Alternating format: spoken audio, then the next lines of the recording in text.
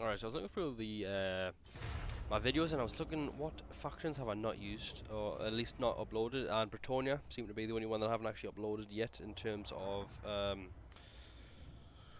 tag team battles. So this one was pretty interesting, mainly because it was like heavy camp versus heavy rush, and if you look at my opponent's army, I'll actually pause it so I'll go over the armies. I guess I should start doing that just to give people the idea of what I'm actually playing during the battle instead of after. But as you can see, I mean, his army is just all savage, which, I mean, I've got to appreciate, and in theory, an all savage army would do very well against Bretonnia. I mean, if you look at the kind of formation we have, it's a very heavy, you know, immobile formation that is designed, you know, just to absorb as much shock as humanly possible, and whilst dealing as much damage with the trebuchets and the peasant bowmen as possible. I also brought 2 Knights of the Realm. Me and M2 were actually debating whether or not these were going to be any use. Like, he said that there's really no point bringing them because, I mean, all we need is trebuchets, peasant bowmen and lords to beat most armies in the game. But I was like, you know what, I want to give them a go, because since I'm not going to be doing a whole lot of micromanaging, because most of my army is just standing still and isn't going to move, and then I've got 2 lords that really aren't that hard to micro, I thought, you know what, if I invested all my time in microing these Knights of the Realm, they could definitely do some damage. And, well, needless to say, I mean, cavalry versus, you know, pretty weak infantry in terms of, you know, being able to hold. These guys are strong versus infantry, but they're not going to do very well against, you know, getting smashed in the back by Knights of the Realm. So those knights definitely, I think those are going to be a staple for me when I'm playing your dual Bretonnia, because I just like having the extra mobility. So, like I was saying, I appreciate the idea of going all savages, and in theory this would definitely work against our infantry, which you're going to see this infantry is, it's going to break, like it's going to crack, but it's not going to disintegrate, and that's because we just have so many spears. I just fast forward a little bit. We have so many spears, so it's just hard for you know, just a ton of orcs to beat them through, because these guys are going to take heavy damage by trebuchets. Our lords are going to be picking them apart as best as we possibly can. Not to mention peasant bows versus savage orcs just isn't going to go well for the savages. So if you look at the chaos player, they have a similar type of idea. They have, you know, very kind of punchy chaos marauders that are squishy and are going to take a lot of damage to missiles, but, you know, are definitely going to beat the spear men-at-arms one-on-one. And then he has the Forsaken, which are just designed to destroy cheap infantry. These things just chew through them just exponentially. And then he has these Chaos Warriors, which I guess are kind of the staying power of his army. But if you're going to bring Chaos Warriors, I just don't understand why you would bring Shielded, especially considering the Chosen he brought were Shielded Chosen. If you're going to bring Chosen or Chaos Warriors, I'd recommend either bringing the Halberdier, the Halberds, or the Great Weapons, because, I mean, as good as these are, I mean, they're good at being kind of a main line to kind of absorb shocks and that type of thing, but if you're going to bring like a meat shieldy type just to absorb damage, why wouldn't you just bring Marauders? It's going to be so much more cost effective. So if you're going to bring Chaos, don't bring shields. Bring either Halberdiers or Great Weapons, either or a great choice against Bretonnia, because they're either going to be very infantry heavy like we are and be very immobile, so it's not, they're going to do very well, especially if they can break a flank and then just kind of run in. It's going to be incredibly difficult for the Bretonnia player to do anything. Or they're going to bring a ton of, you know, Pegasus Knights, Knights of the Realm, Grail Knights, and, you know, can't go wrong with Chosen Halberds. Basically the best anti-large infantry in the game. So, right off the bat, obviously he's going to rush. I mean, we're just, with the Lords, we're trying to skirmish him, we're trying to break his giant. We've started to attack the Orc Arrow boys. We're going to go after his Lord that he leaves unprotected. So I'm going to send my guys, when I eventually notice that, you know, he's just isolated, I'm going to send my Lord and my Paladin to go kill him. But as you can see, the Savage Orcs are engaged in the main line. They're taking heavy casualties from trebuchets and the Peasant Archers, which was the entire point. I get the idea behind this, but the fact that he didn't have any Orc boys, you know, kind of like a main line of Orc boys, didn't have the Savages behind it, just made it so these guys are going to take way too much damage before. Yeah, my Lord, these guys were just going to take way too much damage, so they weren't going to be that effective on the charge.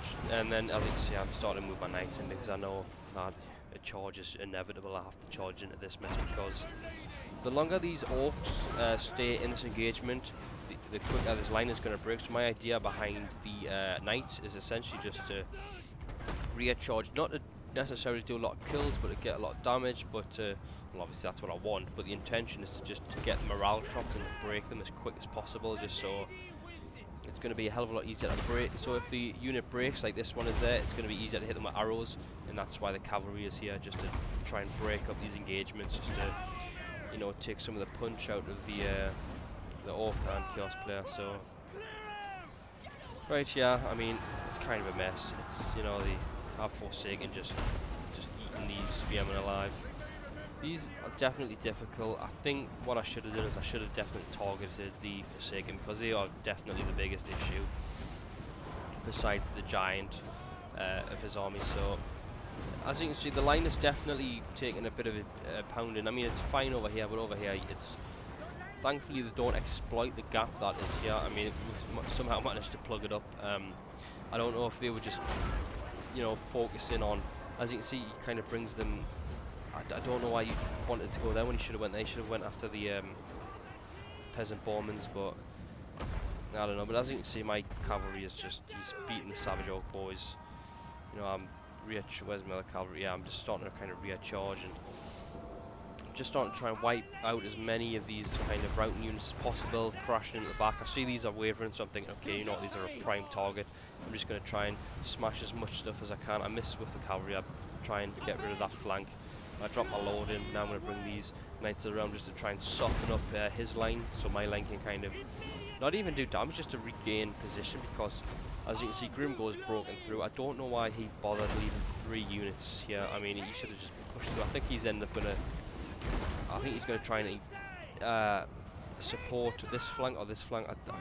But why he just stood there, I don't understand. He's got Forsaken. Those Forsaken are just going to rip through those peasants. So at this point, my lords have came back from just beating the shit out of the Chaos Lord. He isn't dead, but he's out of the battle. So I don't need to worry about him. So all we need to worry about really is just breaking this line. But again, I mean, the line broke, which was inevitable, but we had enough to support it, and you know, especially with the cavalry, which, you know, I think was a great choice. And I mean, these are pretty much a staple now. I either bring these or Krail Knights. Yeah, I think these are probably better, but if I'm going against Vampire Council, I'll bring Krail Knights just for the magical damage. But you know, there was a huge kind of, you know, a minute and a half kind of area where you could have just pushed these troops through. I don't understand why he wanted to beat the infantry when these are just, they're not there to do damage. These guys are really easy to kill. But these are, I mean, it's the trebuchets and the arrows that are going to do the most damage. So the fact that he was busy trying to kill my infantry made little sense.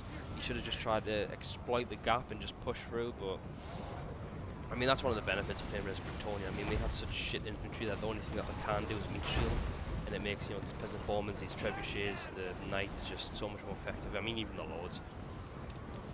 We didn't even bring a flying death squad. I mean, we brought, you know, definitely some solid flying choices, but I mean, if you look at just so much routing and chaos and just brokenness. I mean, fair enough, he broke the lines, but I mean, the lines are just going to regroup. There's so many of them, it's just incredibly difficult to bring, especially since the Orc player brought no kind of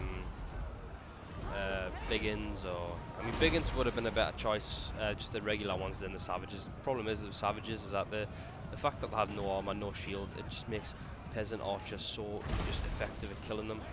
I understand why you would bring Savages just to beat the infantry, but the infantry is so shit that anything's going to beat them. So I mean, if you look at it, look, 0 kills, 2 kills, you know. I mean, even the Biggins didn't do all that great. The Giant did nothing. The fact that he had nothing to sponge damage meant that it was too easy to beat this army. Fair enough, he got some kills, but look, I mean, 50 kills, 63 kills on spears. It's, you know, it's really not that effective. If you're gonna go all Savages, you need some type of meat shield, and even the Chaos player had really no meat shield. The only shielded units he had were the overpriced ones. His Knights did okay, but I mean, what did they kill exactly? I don't think they killed any Knights. I mean, if you look how well the Knights did, I mean, they didn't get that many kills compared to, you know, what was on the field, but their main purpose wasn't to kill, it was just to break the lines, which, I mean, they did pretty well. So yeah, this was just a quick battle. I didn't really, I mean, as you can see, my army didn't do that great. Infantry wise, they did terrible. That's the point.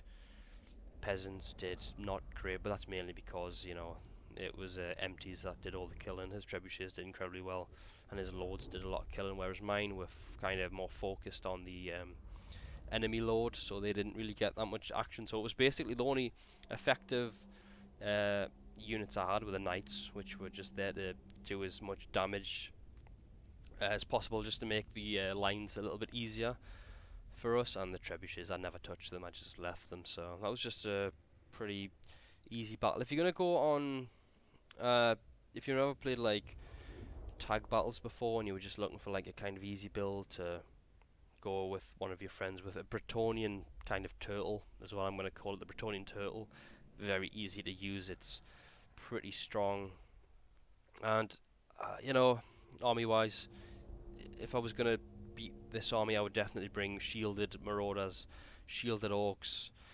Biggins are a good choice, especially considering I could have brought a lot more cavalry, but go for the armoured ones because they're going to last a lot longer. These are good under the right circumstances. Flanking these things are amazing, but going front on is just not good. And if you're going to bring a large, I would rather go for a Ragnarok than the giant, because giant's just way too easy to kill when you're going against Bretonnia, because the only real units they have to do damage really are peasant bowmans in terms of like infantry.